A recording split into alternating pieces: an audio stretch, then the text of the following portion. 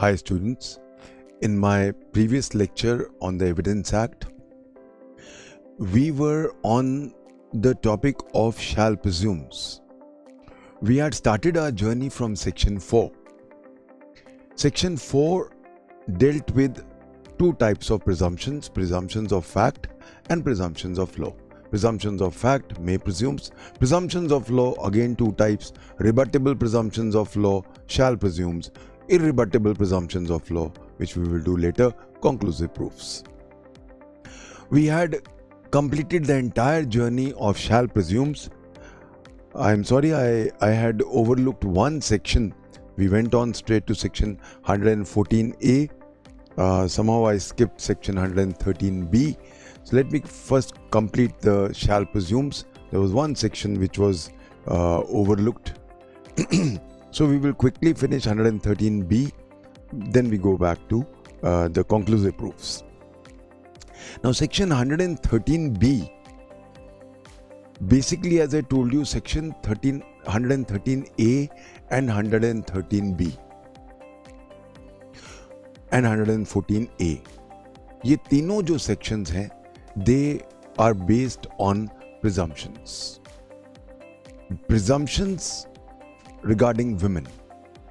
So as I told you in my previous lecture, the women empowerment is a very important facet of our constitution, and that is why a whole gamut of laws was introduced in almost all laws, whether it was IPC, whether it was CRPC, whether it was even CPC, and then evidence, where we gave more and more power for women, going for women empowerment.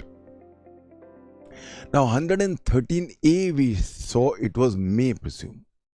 113A में क्या था? I'll be using more Hindi. There were some messages from students who are not very comfortable in English. मैं कोशिश करूँगा.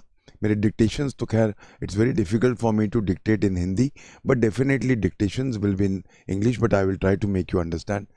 हिंदी में ज़्यादा समझा दूंगा.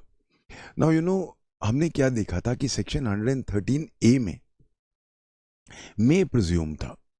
मे प्रिज्यूम बेसिकली मतलब था कि कोर्ट की मर्जी है प्रिज्यूम करे या ना करे. अगर कोई लेडी 7 साल से कम अगर मैरिज हुई है और अगर उसने सुसाइड किया है और ये दिखा दिया जाए कि she was subjected to cruelty, then the court may presume कि उसका हस्बैंड या उसकी फैमिली जो रिलेटिव्स हैं, they are somewhere responsible for that suicide. 113B is shall presume. वो मे प्रिज्यूम है, ये शैल प्रिज्यूम है. Shall presume regarding one important facet जो बहुत ही ज्यादा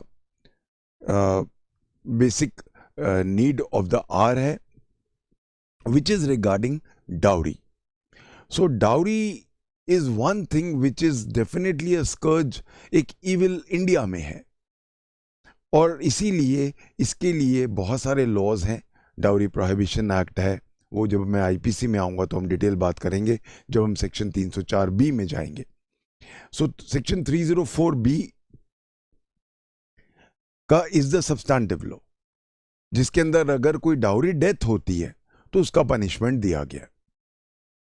उसके बारे में प्रिजम्पशन इस सेक्शन 113B. तो कायदे से जो अगर हम देखें कि एविडेंस एक्ट का जो part relating to section 304B IPC इस सेक्शन 113B, इसके अंदर प्रिजम्पशन है.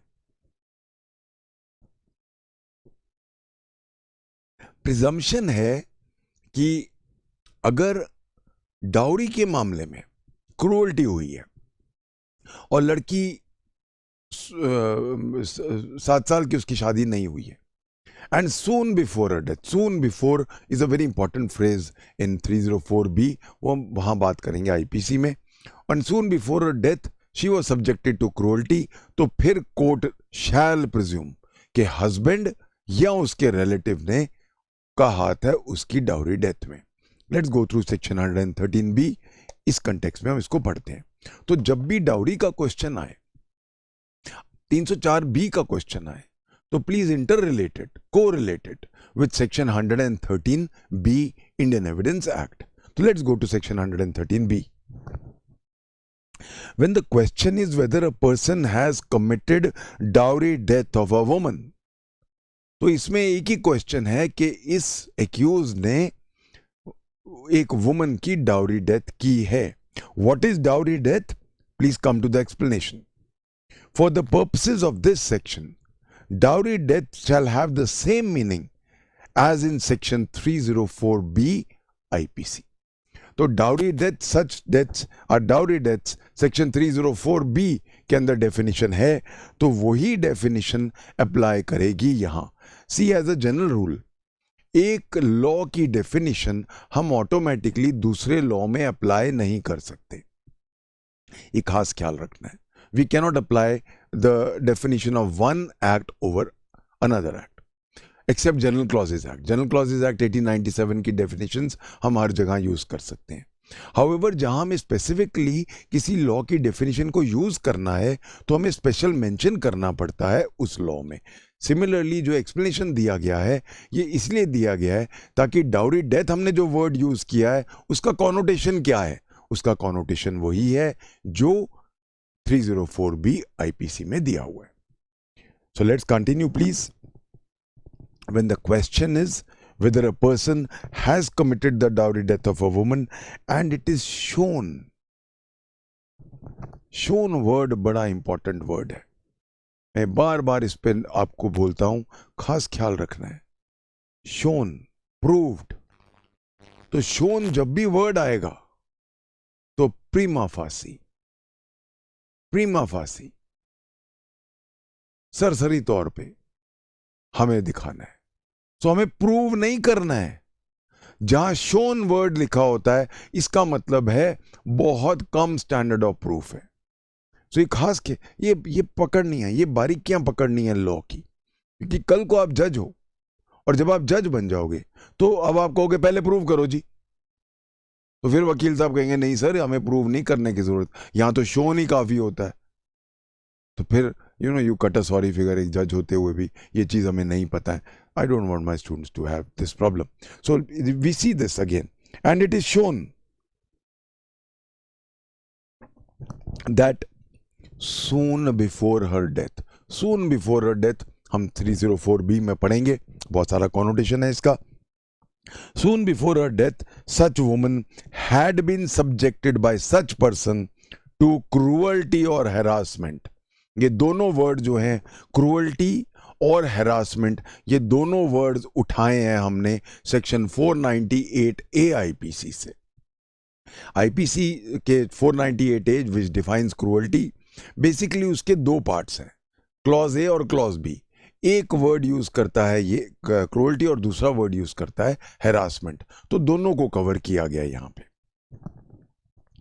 Subjected by such person to cruelty और harassment for or in connection with any demand for dowry. When I say connection with demand for dowry, so the word demand of course has come up for judicial consideration by the Honorable Supreme Court. वो हम again जैसे मैंने बोला 304B में हम पूरा time लगाते हैं इस पे. तो डिमांड वर्ड सिर्फ डिमांड की तरह नहीं पढ़ना है, एक रिक्वेस्ट भी तो डिमांड हो सकती है. तो even so the word demand has not to be read, has not to be interpreted technically as a demand कि जी मैंने डिमांड थोड़ा की थी. तो वो एक सिंपल रिक्वेस्ट है. जो तरीके हैं वो सारा डिमांड के अंदर आएगा, हम वहाँ देखेंगे. सो अब in connection with demand for any dowry, तो dowry is the base word of this presumption. अगर कहीं कोई क्रूअल्टी है और वो डाउरी से रिलेटेड नहीं है तो 113B में नहीं आएगा, फिर वो 113A में जाएगा. Only and only dowry deaths are the subject matter of section 113B. अगर तो इसका मतलब है अब अगर कोई डाउरी डेथ है और dowry death soon before her death she was subjected to cruelty or harassment in connection with dowry, तो फिर कोर्ट क्या प्रिज्यूम करेगा? Then the court shall presume. the court shall presume that such person had caused the dowry death. Such person has caused dowry death. Court ने मान लिया, तो जहां ये प्रूव हो गया डाउरी की डिमांड है, उस लड़की को 7 साल शादी के नहीं हुए, क्योंकि डाउरी डेथ का ये इंग्रेडिएंट है 304B में, और soon before her death she was subjected to cruelty. अगर ये सारी चीजें हैं तो अब कोर्ट प्रिज्यूम करेगा कि इसके हस्बैंड ने या उसके रिलेटिव ने वो डाउरी डेथ की है। अब देखा जाए तो ये बेसिकली वुलमिंगटन के प्रिंसिपल के खिलाफ है। जो हमने पढ़ा था judgement director of prosecution versus Woolmington, उसके अंदर बेस क्या था? That the burden of proving the accused guilty is always on the prosecution and it never shifts. यहां पे शिफ्ट कर गया, यहां पे बस डाउरी डेथ है, सून बिफोर डेथ क्रूअल्टी है, 7 साल से कम शादी हुई है, क्रूअल्टी करने वाला हस्बैंड या उसका रिलेटिव है, 304B हो गया। Now the court shall presume कि उसने डेथ की है। That is the reason why ये डेंजरस सेक्शंस है। और जितने भी हमारे जजेस हैं, दे नेचुरली, अब उनके अंदर इनको शैल प्रिज्यूम है, तो उनको लैटिट्यूड नहीं है कि वो प्रिज्यूम ना करें। तो बस प्रोसिक्यूशन ने क्या प्रूव करना है? 7 साल से कम शादी, सून before death cruelty, dowry demand करने वाला हस्बैंड या उसका रिलेटिव, खत्म कहानी, दैट्स इट, प्रिजम्पशन हो गया। कोर्ट मान लेगा आपने डाउरी डेथ किया है। Now the burden of proving is upon you. आप प्रूव करोगे कि मैंने डाउरी डेथ नहीं किया। अब ये क्योंकि शैल प्रिज्यूम है तो रिबटेबल है, but then the burden of proving is not on the prosecution. ये मेन फर्क पड़ जाता है। तो इसका सबसे ज्यादा असर क्या होता है? असर ये होता है कि जो हमारा बेस प्रिंसिपल है क्रिमिनल ज्यूरिस्प्रूडेंस का कि it is always the burden of proving is always on the prosecution, ये निगेट करता है।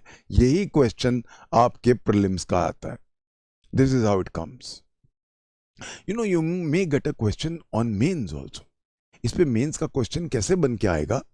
You know, the question will come up like this. Section 113B is a negation of the established principle of criminal jurisprudence that the onus of proving the accused guilty lies on the prosecution and it never shifts. ये question आ जाएगा 5 number का, 7 number का ये question. जैसे कि मैंने बोला, पिछले 3-4 साल में मैं क्या देख रहा हूं, गॉन आर द डेज जब लंबे लंबे क्वेश्चन डालते थे, 20-20 के 5 क्वेश्चन डाल दिए। अभी क्या कर रहे हैं, हर क्वेश्चन के 5-5 भाग बना रहे हैं। Question number 1 ABCDE, ABCD 5 marks each, 20 marks हो गए। ये ज्यादा डेंजरस है कि अब वो आपको, अगर आपको 10 क्वेश्चन पूछते थे और अगर 4-4 या 5-5 पार्ट्स बना रहे हैं, 4 भी बना रहे हैं, ABCD बना रहे हैं, तो कितने क्वेश्चन हो गए? 40 टॉपिक पूछ रहे हैं आपसे वो।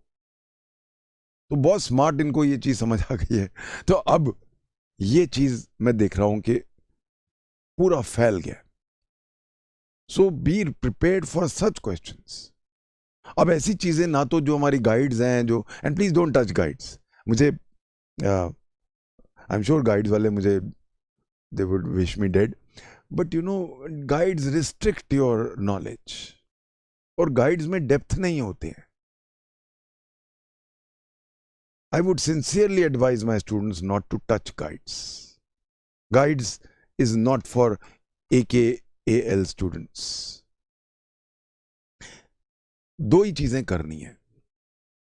You have to only master your bare act, साथ साथ मेरे नोट्स खोल लो, मैं हर सेक्शन कराता हूं, वर्ड बाय वर्ड कराता हूं।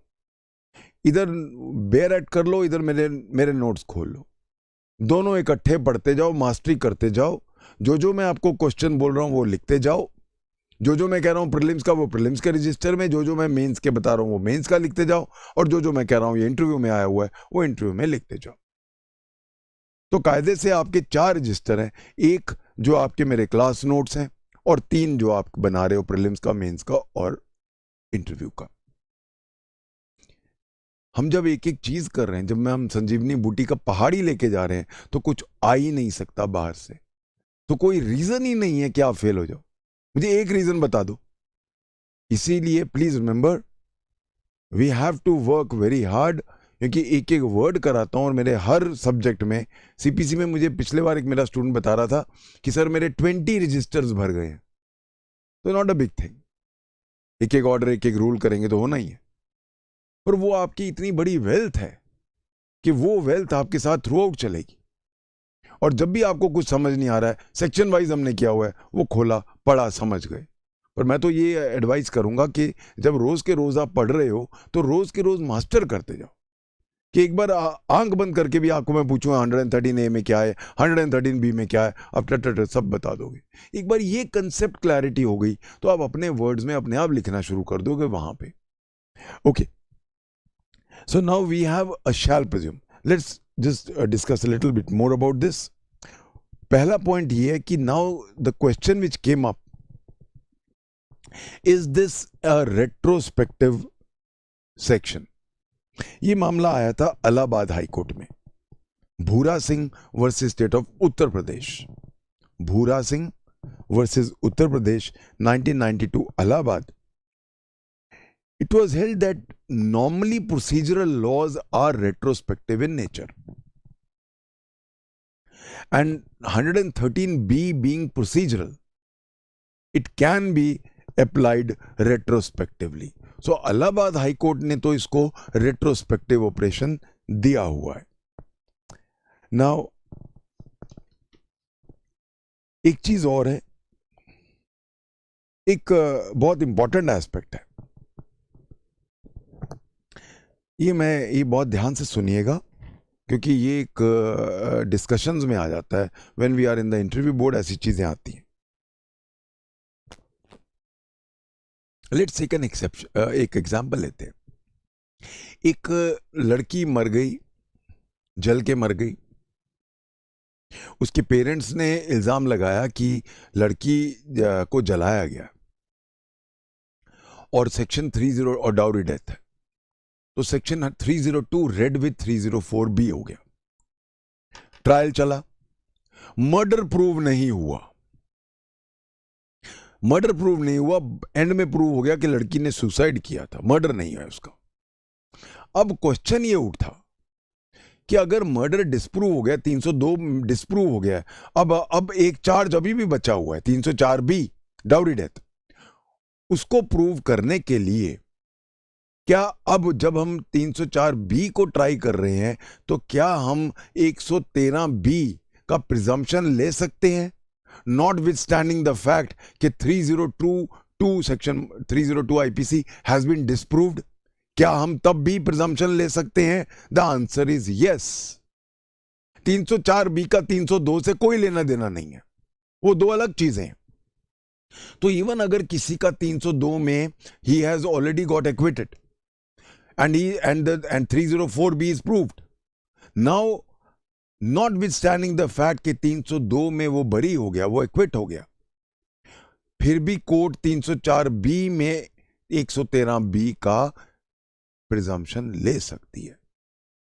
नॉट ओनली प्रिजम्पशन ले सकती है, उसमें सजा दे सकती है, और उसमें सजा लाइफ इम्प्रिजनमेंट तक है। तो इसीलिए मियरली क्योंकि 302 डिस्प्रूव हो गया हो, उसका 304 बी पे या उसके प्रिजम्पशन जो 113 बी में है उस पे कोई असर नहीं पड़ेगा। I hope everybody is clear on this. ये जो मैं आपको बता रहा हूं, ये एक सुप्रीम कोर्ट का जजमेंट है। आलमगीर सानी, ALAMGIR,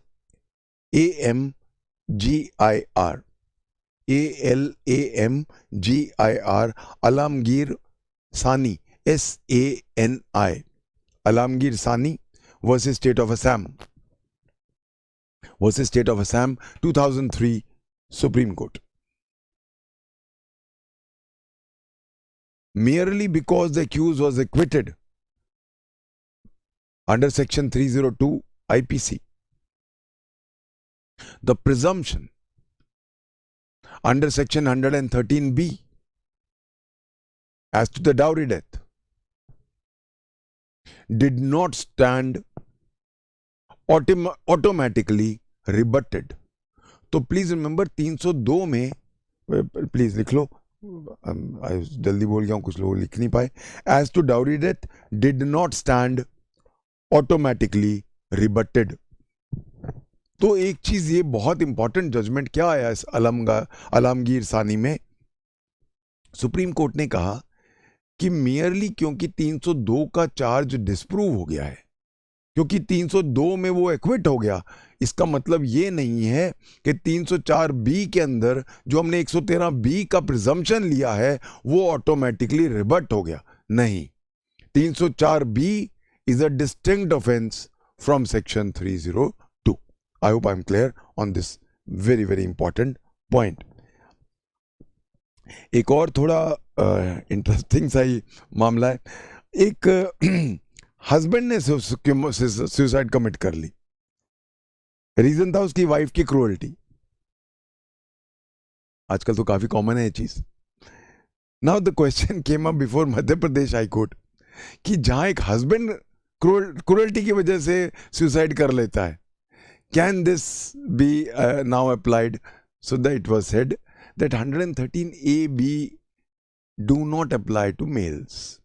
These sections have been made by public policy only in favor of wives. Husbands are not covered by this. ये जो एक हमारा इंटरेस्टिंग ये है, this was Alka Grewal versus state of Madhya Pradesh. Alka Grewal versus state of Madhya Pradesh, 2000 Madhya Pradesh, where a husband committed suicide because of the alleged cause of cruelty by a wife. It was held by the Madhya Pradesh High Court that no presumption could be taken under section 113A or 113B against the wife.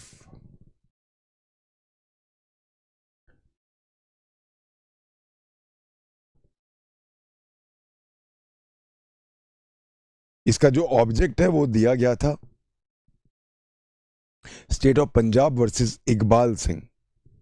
State of Punjab versus Iqbal Singh, 1991 supreme court. 113A and 113B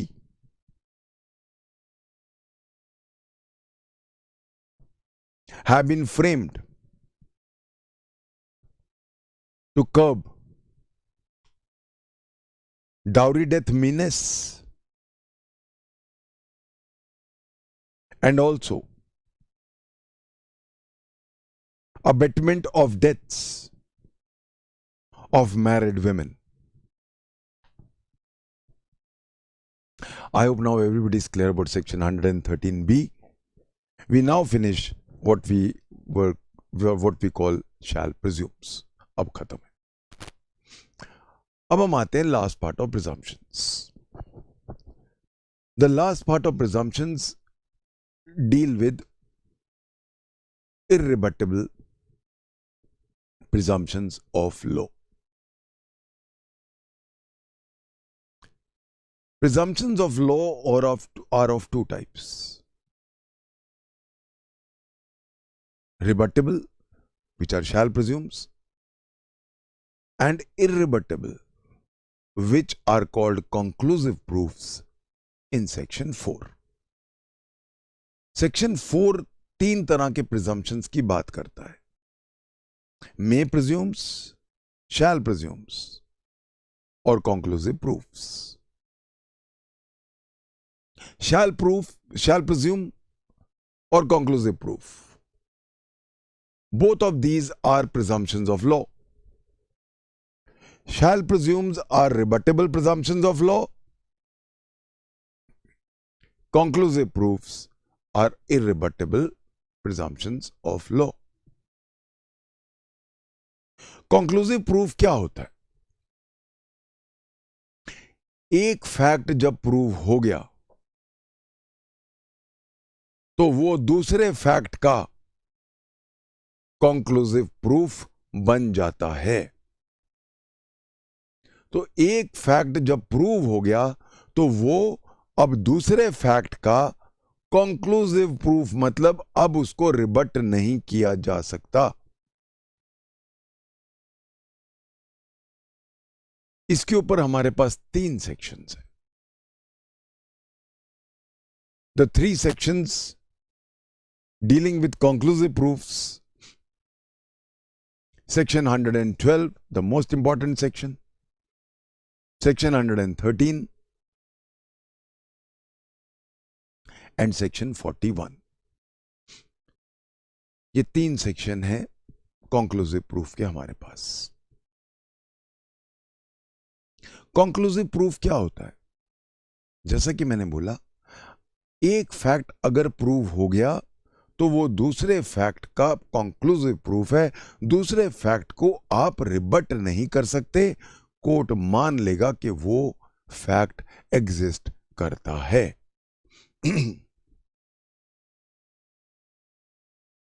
conclusive proof कायदे से देखा जाए तो natural justice के खिलाफ है। It is ostensibly against the principles of natural justice. आप मौका ही नहीं दे रहे दूसरे को, अलाउड ही नहीं है। एक फैक्ट प्रूव हो गया, दूसरा फैक्ट प्रूव हो गया, नॉट ओनली प्रूव हो गया, कंक्लूसिवली प्रूव हो गया। तो जब भी कभी कोई क्रिटिकल एग्जामिनेशन आता है, कहीं भी कोई क्वेश्चन में क्रिटिकली एग्जामिन, तो इसका मतलब होता है हमने उसका एनालिसिस देना है और दोनों तरफ के पहलू देने हैं, दोनों तरफ के एस्पेक्ट्स देने हैं, दोनों फैसेट्स देने हैं एक मामले के। That is called critically examine. अब अगर हम क्रिटिकल एग्जामिनेशन की बात करें कंक्लूसिव प्रूफ की, द फैक्ट कि अगर एक फैक्ट प्रूव हो गया तो दूसरा फैक्ट ऑटोमेटिकली प्रूव हो गया। आपको मौका भी नहीं देंगे कि आप इसको रिबट कर सको। कहीं ना कहीं this is against the basic principle of natural justice, which clearly says that no decision can be passed against a person who is not heard, जिसको कोर्ट ने सुनवाई नहीं की।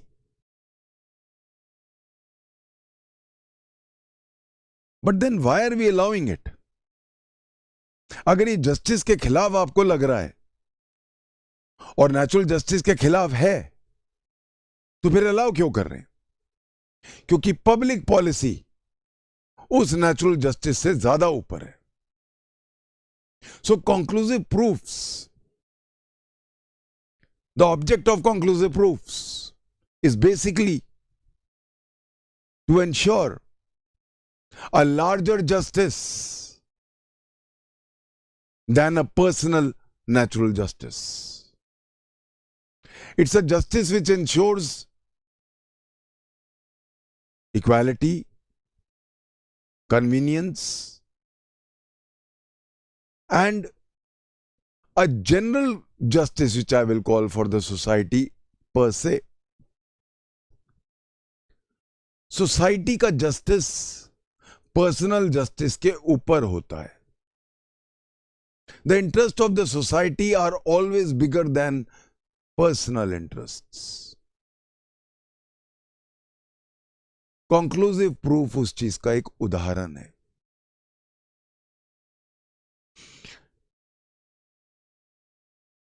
Conclusive proofs are purely matters of public policy. Conclusive proofs may not be based on rationalism. Conclusive proofs may appear to be hackneyed.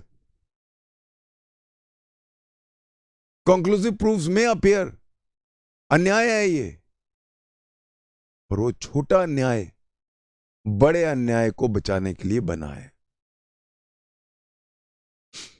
Sometimes the individual's interests have to be sacrificed at the altar of larger societal interests, larger general interests. Conclusive proof is an example, is a living example of this statement.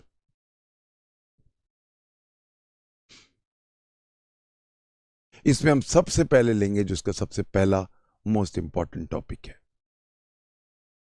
Section 112। Section 112 आपके prelims का question है, mains का question है और पूरा 15 number का question है, और इंटरव्यू का डेफिनेट एक क्वेश्चन है। सेक्शन 112 की मास्टरी बहुत जरूरी है, because this is one question which is always marked code red as far as importance in the examination is concerned.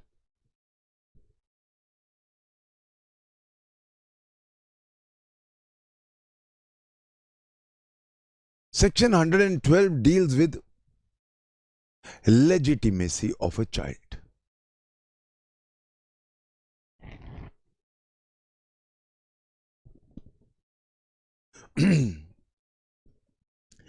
Legitimacy of a child एक बहुत इंपॉर्टेंट एस्पेक्ट है हमारी सोसाइटी का।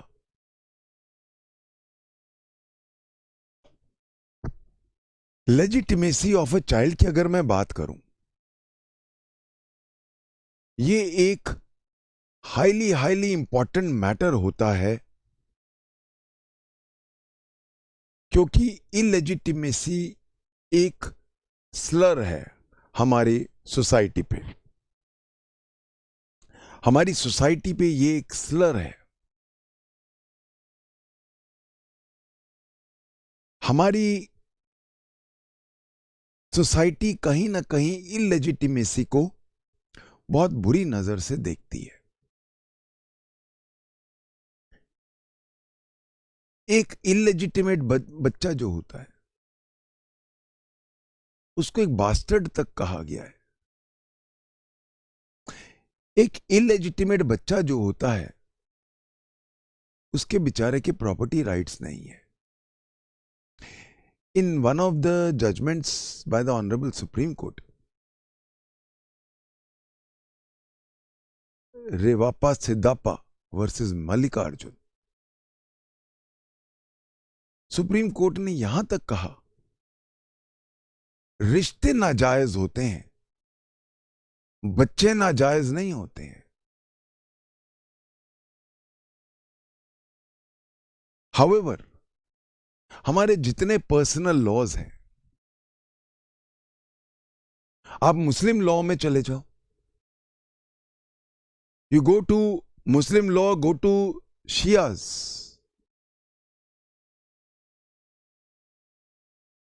an illegitimate child is nullius filius, exist ही नहीं करता है। Sunnis में चले जाओ, it is matris filius. Hindu succession law में आ जाओ,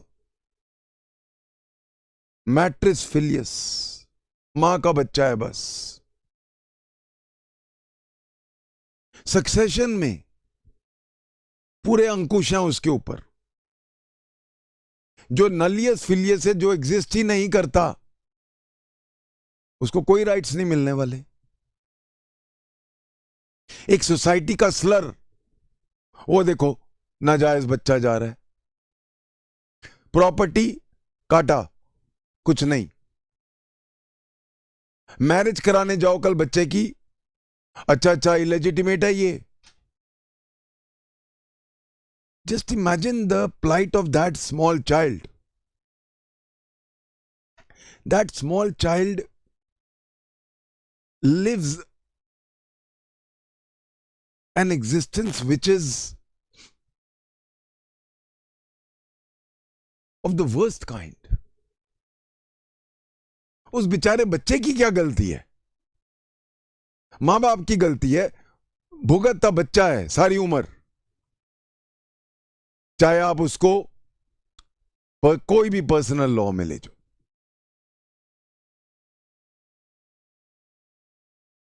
A child who has been labeled as illegitimate becomes a second grade human being in his own eyes. In his own eyes. Why? पूरी सोसाइटी उसको realise करा देती है हर aspect पे, पढ़ते वक्त, शादी करते वक्त, सक्सेशन में,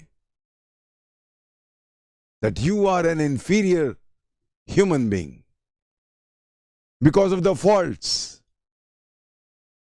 of your parents.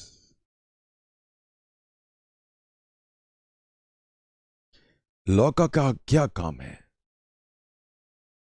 What is the job of law?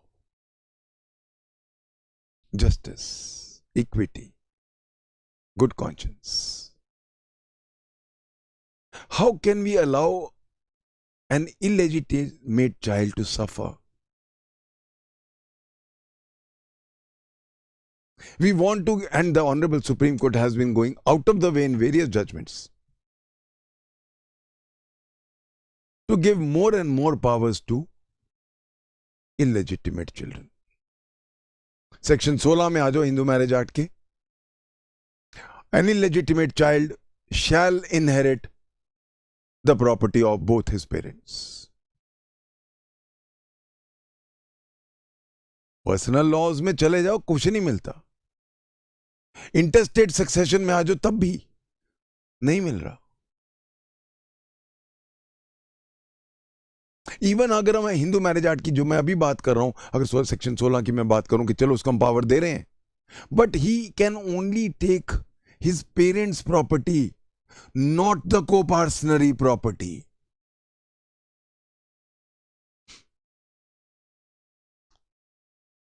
That is the reason why law presumes marriage. Law is in favor of marriage. Marriage के फेवर में लॉ झुकता है हमेशा. इसीलिए अगर कोई लड़का और लड़की, हमने पिछली बार डिस्कस किया था, अगर वो सफिशिएंटली लॉन्ग पीरियड ला रहे हैं तो प्रिजम्पशन ऑफ लॉ क्या है? वो मैरिड हैं, बच्चा बास्टर्ड नहीं है, इलेजिटिमेट नहीं है. वाइफ जो है, जो सो कॉल्ड लिविंग इन भी है, अगर वो 10-12 साल से रह रही है तो उसको पूरे राइट्स हैं उसके हस्बैंड के, even though we do not have the entire solemnization proofs. ये मैं बता रहा हूं why of 112. ये सारा जो मैं भाषण दे रहा हूं, ये क्यों दे रहा हूं? 112 आपको समझाने के लिए कि 112 क्यों बनाना पड़ा. Entire personal law, even modern laws, have not been able to give an equal status to a legitimate child and an illegitimate child for no fault of the illegitimate child.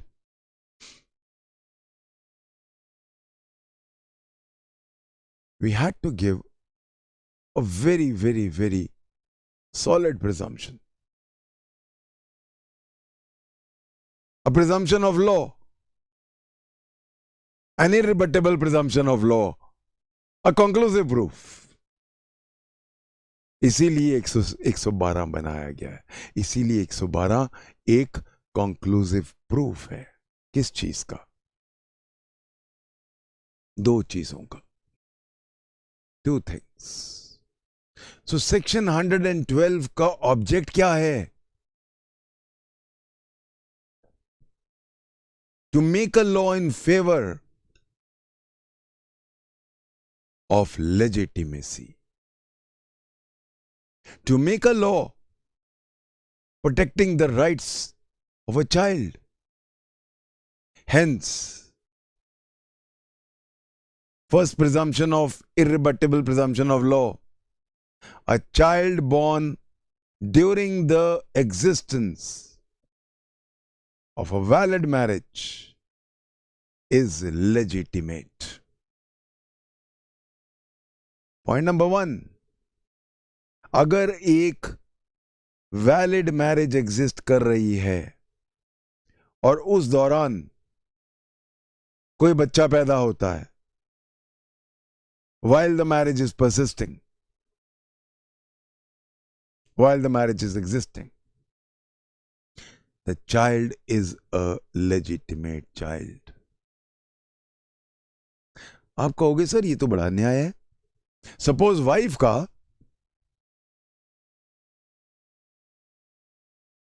Affair हो गया.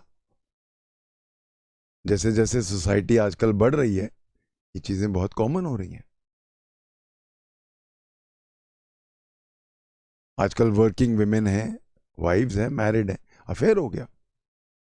And now she begets a child from her paramour.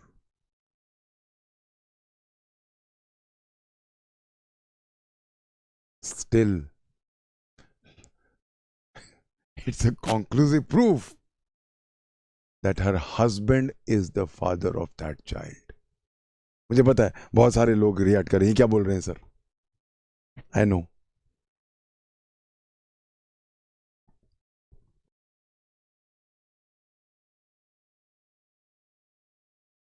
This is law. आपको पसंद नहीं आता तो ना आए. हमें बच्चे का इंटरेस्ट देखना है. आपको शौक लग रहा है, लगता रहे. We are not bothered. अगर एक बच्चा ड्यूरिंग अ वैलिड मैरिज की एग्जिस्टेंस में पैदा हुआ है तो वो कंक्लूसिव प्रूफ है उसकी लेजिटिमेसी का. Legitimacy means husband is the father of this child.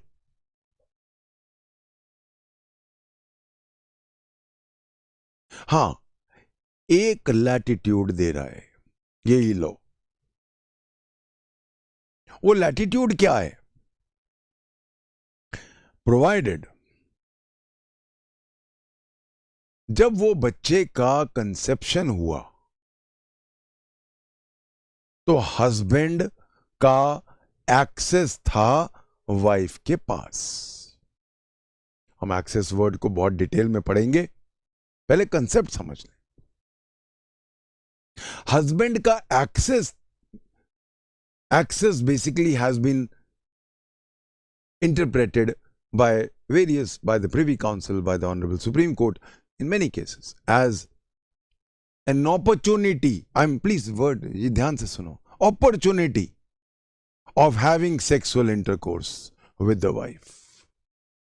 तो अगर हस्बैंड को अपॉर्चुनिटी थी वाइफ के साथ सेक्सुअल इंटरकोर्स करने की तो उसका एक्सेस है. अगर वो घर आके अपने वाइफ के साथ सो रहा है, अब अगर इवन वाइफ ने अपने पैरामोर का बच्चे को जन्म दिया है, husband will be the deemed father.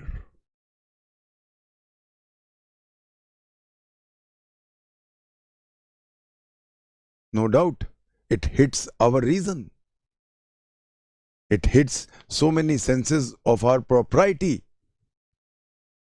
But so be it.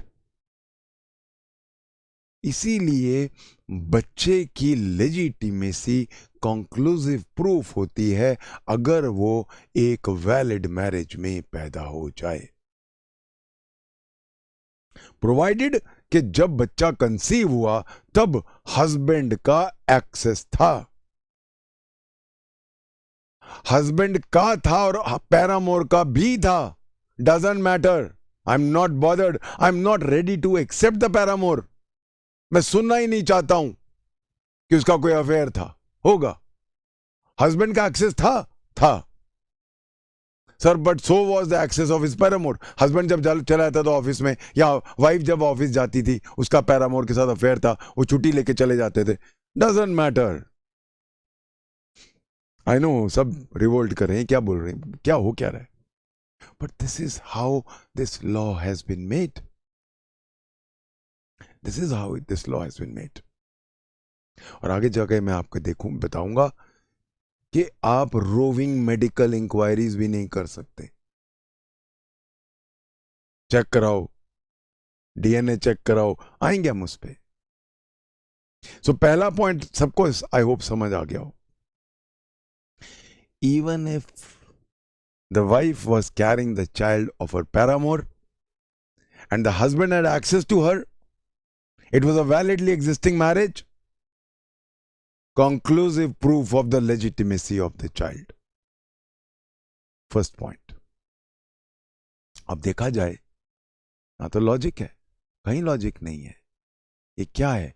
Pure public policy.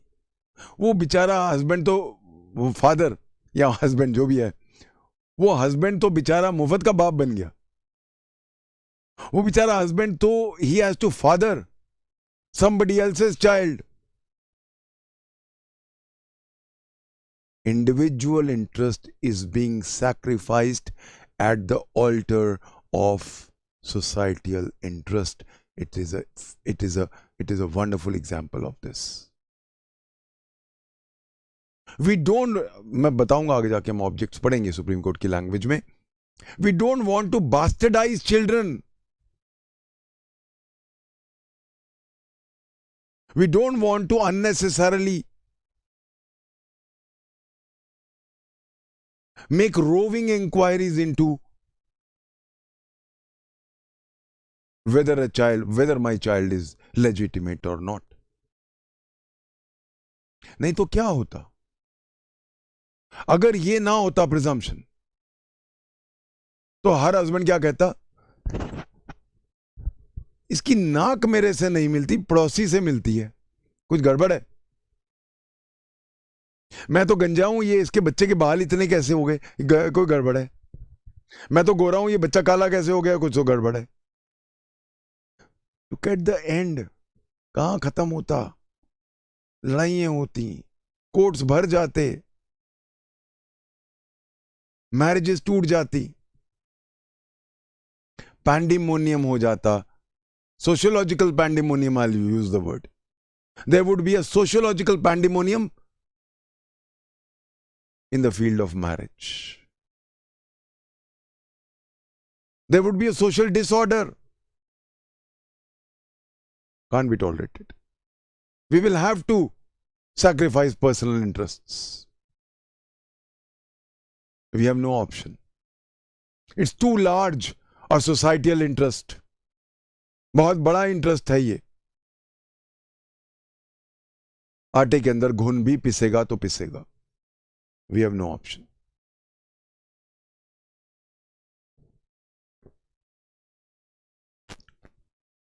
Second part, ये था part number 1, first part. Second part,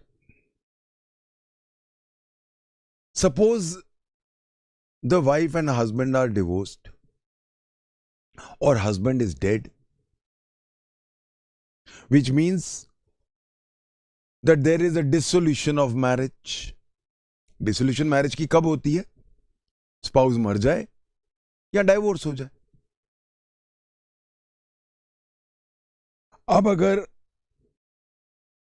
dissolution of marriage के 280 दिन के अंदर बच्चा पैदा होता है, a child is born within 280 days after the dissolution of marriage. So second point, पहला क्या था? Subsistence of marriage. दूसरा पार्ट क्या है? Dissolution of marriage के बाद.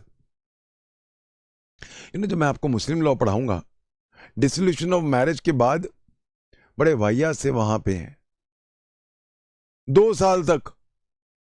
और तो और हम जब उनके सेक्ट्स में आएंगे 4 साल तक भी. उस टाइम पे नॉलेज नहीं थी इसलिए.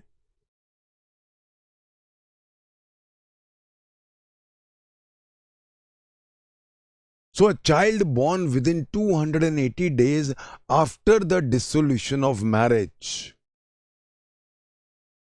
shall be again a conclusive proof of his legitimacy. 280 दिन में मैरिज के dissolution as I said can be because of 2 reasons. Dissolution of marriage के 280 दिन के बाद भी कि 280 दिन के अंदर, the word exact word used is with in 280 days.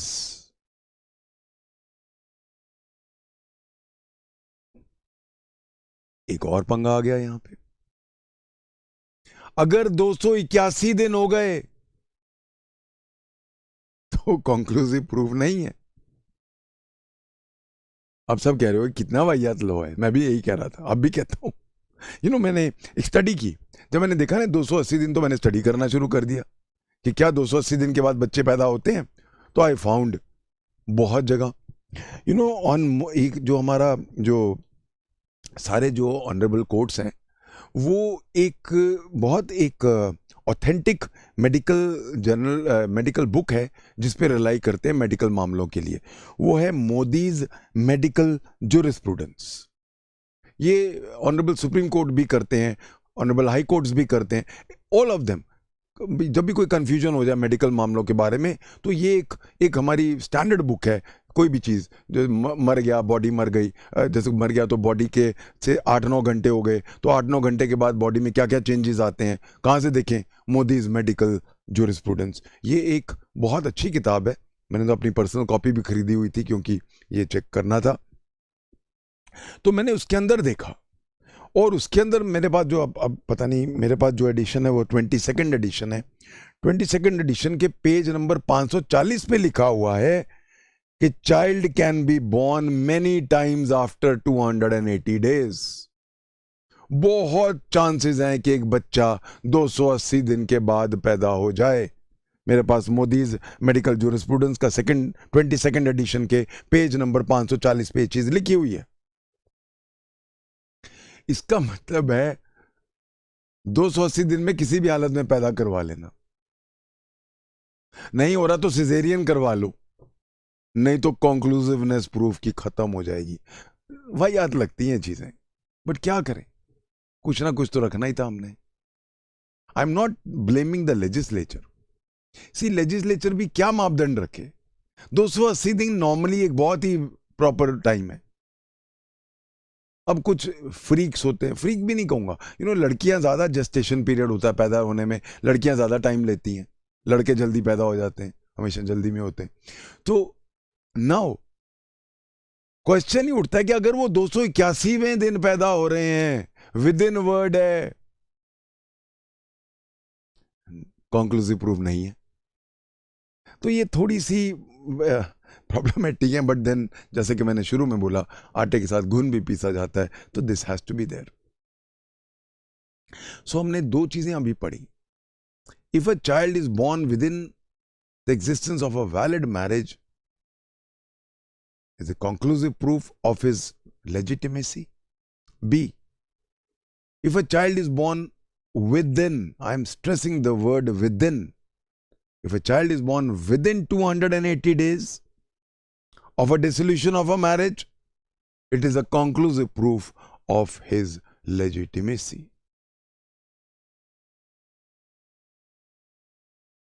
Provided, third aspect, provided when the child was conceived, when the child was conceived by the woman, the husband had access to her. अब कई बच्चे जब मैं पढ़ाता हूं तो मुझे बाद में आके कहते हैं, सर ये प्रोवाइजो है तो कंक्लूसिव प्रूफ कैसे हो गया. हम प्लीज रिमेंबर, हम इसको इसलिए कह रहे हैं कंक्लूसिव प्रूफ क्योंकि ये इसकी, अगर फैक्ट क्या प्रूव्ड है, तो अगर when a fact is proved then it becomes a conclusive proof of another. ये है ना इसकी डेफिनेशन. तो फैक्ट प्रूव क्या होगा, पहला, वैलिड मैरिज थी, एग्जिस्टिंग थी, और बच्चा जब कंसीव हुआ तो हस्बैंड का एक्सेस था. ये अगर फैक्ट प्रूव हो गया तो जो बच्चा पैदा हो रहा है वो लेजिटिमेट है. या अगर डिसोल्यूशन हो गया है और 280 दिन में पैदा हो रहा है तो लेजिटिमेट है. I hope now everybody is clear. Now with this background, अब पहली रीडिंग देते हैं इस सेक्शन को.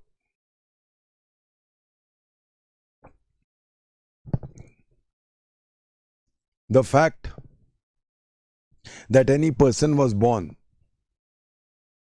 during the continuance, please underline during the continuance, during the continuance of a valid marriage, please underline valid, then underline marriage, between his mother and any man, between his mother and any man. Point number one, first aspect. Second, or within 280 days after its dissolution, the mother remaining unmarried. Actually, अगर mother ने marriage कर ली फिर तो कैसे हो सकता है presumption? Then it shall be a conclusive proof that he is the legitimate son of that man.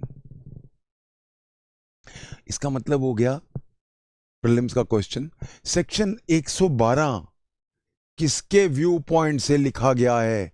बच्चे के व्यू पॉइंट से, मदर के व्यू पॉइंट से, के फादर के व्यू पॉइंट से? बच्चे के व्यू पॉइंट से. This whole section has been written from the viewpoint of the child. So when I say that his mother and a man, naturally that man will be his father. Now you know एक चीज important है, valid marriage लिखा है.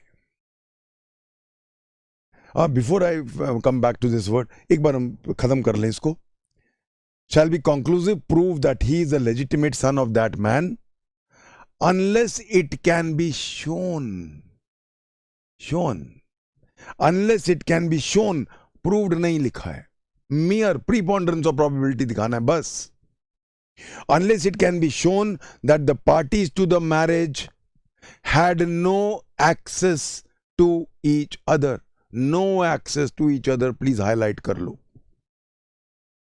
At any time when he could have been begotten. At any time when he could have been begotten का मतलब conceived. जिस time पे बच्चा कंसीव हुआ, हस्बैंड वाइफ का एक दूसरे को एक्सेस नहीं था, अगर ये चीज है तो फिर कोई कंक्लूसिव प्रूफ नहीं है. अब मैंने हमने एक बात की थी वैलिड मैरिज की. जहां तक वैलिड मैरिज का सवाल है, what is a valid marriage? Valid marriage होती है जो हमारा लॉ मना नहीं करता. हमारे पास आज के दिन में मैरिज के लॉज पर्सनल लॉज हैं और सेकुलर लॉज हैं. We have the Hindu marriage act. We don't have a Muslim marriage act per se, but we have personal law, Muslims. We have the Christian and Parsi laws on marriage and divorce. But we also have secular laws, special marriage act, secular law है वो. तो आज के दिन में हमारे पास marriage के दो टाइप के लॉ हैं. एक तो हमारे पास पर्सनल लॉज हैं और एक हमारे पास सेकुलर लॉज है. Validity will be determined as per those laws. अगर मेरी मैरिज हिंदू मैरिज एक्ट में हुई है या अगर मेरी मैरिज मुस्लिम लॉ के मुताबिक हुई है तो उसमें वैलिडिटी क्या है,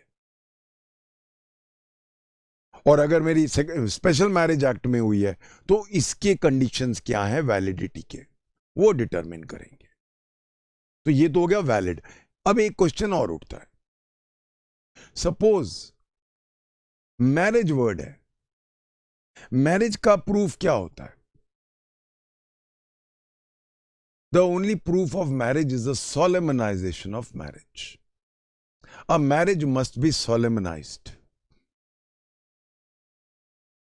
सपोज मेरे पास सोलेमनाइजेशन का प्रूफ नहीं है. एक लड़का लड़की थे, they started liking each other, they moved in, started living together. हो सकता है उन्होंने कभी चुपके से शादी कर ली हो, पर इकट्ठे रहते हो गए. 2-3 साल हो गए, बच्चा पैदा हो गया, 3-4 साल बाद दूसरा बच्चा पैदा हो गया, सब उनको हस्बैंड वाइफ की तरह ट्रीट करते थे। Whether this will come under valid marriage, क्योंकि अब ये चीज डिटरमिन करेगा कि उनके बच्चे लेजिटिमेट हैं कि नहीं। इसीलिए please remember, as I said in the very beginning, law has a presumption in favour of marriage. तो जहां पे एक लड़का लड़की रह रहे थे और दे वर नॉट प्रीवियसली मैरिड, और वो सफिशिएंटली लॉन्ग पीरियड रह रहे थे, उनके बच्चे भी हो गए, सोसाइटी उनको एक्सेप्ट करना शुरू कर दिया as husband and wife, now the court may take a presumption under section 114. The court may presume that they were validly married. अब अगर ये प्रिज्यूम ले लिया मैंने, तो अब हम उसको वैलिड मैरिज मान रहे हैं और अब हम उसको, उनके बच्चों को लेजिटिमेट मानेंगे। उस टाइम पे तो खैर लिविंग इन रिलेशनशिप का कंसेप्ट नहीं था, ये बहुत नया कंसेप्ट है, but please remember, living in relationship is now accepted by law. पहले सपने में भी नहीं सोच सकते थे ऐसी चीजें, बट आज के दिन में एक लॉ है जो सीधा लिविंग इन रिलेशनशिप को एक्सेप्ट करता है और उनकी जो फीमेल्स हैं उनको पूरे लीगल राइट्स देता है, and that act is protection of women against domestic violence act, DV act. तो DV act living in relationship को रिकॉग्नाइज करता है, उसको शेयर्ड हाउस होल्ड का बेस्ट कंसेप्ट है, वहां पे उसको लड़की को एक ये बेनिफिट देता है, इंटरिम मेंटेनेंस का बेनिफिट देता है, रेगुलर मेंटेनेंस का बेनिफिट देता है, ये सारे बेनिफिट दे रहा है। तो क्या हम, जहां वो सफिशिएंटली लॉन्ग पीरियड में रहे हैं, तो क्या हम उनकी लिविंग इन को वैलिड मैरिज के जो अभी हम यहां बात कर रहे हैं, क्या हम ला सकते हैं? Yes. So the Supreme Court is very clear that we will take a presumption of marriage, of course, other things remaining the same. Now, if anybody challenges it, once the presumption has been taken, the burden of proving is on that person कि शादी नहीं हुई। So इसीलिए valid marriage एक बहुत important aspect बन जाता है हमारे पूरे लॉ का। We have run out of time. We'll take it up from here in my next lecture. Thank you. God bless.